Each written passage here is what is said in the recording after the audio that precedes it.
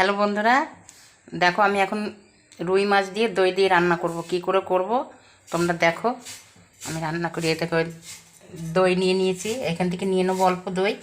এই দেখো এখানে মাছ নিয়ে নিয়েছি, এই যে টমেটো কেটে নিয়েছি, আর এই দেখো এখানে সব রকমের মশলা নিয়েছি। এটা মিক্সচারে পেশাই করে নেবো। এর মধ্যে ধনে জিরার গুঁড়ো দিয়ে দেবো। এখানে দেখো কড়াই বসিয়ে দিয়েছি। দেখো বন্ধুরা, গ্যাসটা আমি ধরিয়ে দিয়েছি। আর এবার মাছটাতে আমি একটু নুন হলুদ মাখিয়ে নেবো ভালো করে। দেখো হলুদ দিয়ে দেবো, নুন দিয়ে দেবো। দেখো বন্ধুরা, কড়াইটা আমার গরম হয়ে গেছে। এবার তেল দিয়ে দেবো কড়াইতে।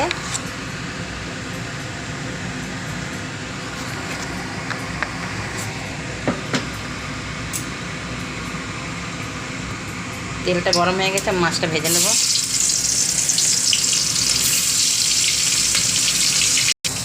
এরকম মশলাটা করে আমি পেশাই করে নেব। দেখো বন্ধুরা, এক এক করে সব মাছটা ভাজা হয়ে গেছে, তুলে নিলাম।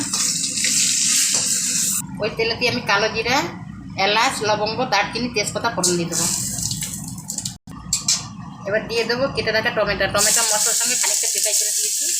এবার দিয়ে দেবো বেটে রাখা মশলা।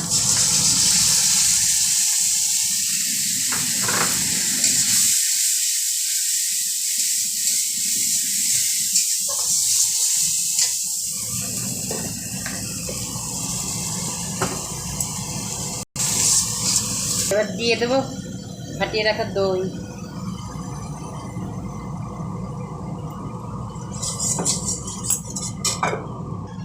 দিয়ে দেবো ভেজে রাখা মাছ। দিয়ে দেবো জল। এবার আমি ঢেকে দেবো। দেখো বন্ধুরা, আমার হয়ে গেছে দই দিয়ে রুই মাছের রেসিপিটা।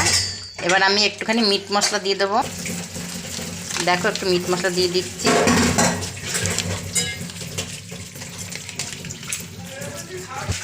দেখো বন্ধুরা, দিয়ে দেবো একটু গরম মশলা।